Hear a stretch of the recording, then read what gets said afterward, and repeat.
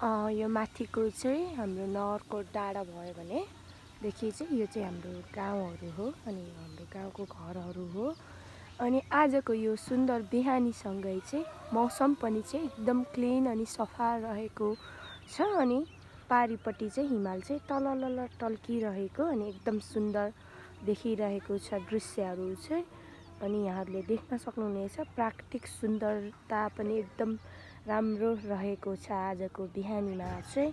अनि हाम्रो यो खेतहरू पनि के एकदम राम्रो देखिरहेको छ आज चाहिँ।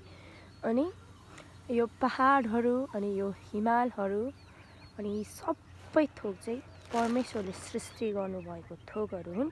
यिनीहरू चाहिँ एकदम सुन्दर अनि एकदम असल तरिकाले चाहिँ झल्किरहेको चाहिँ देख्न सक्नुहुनेछ।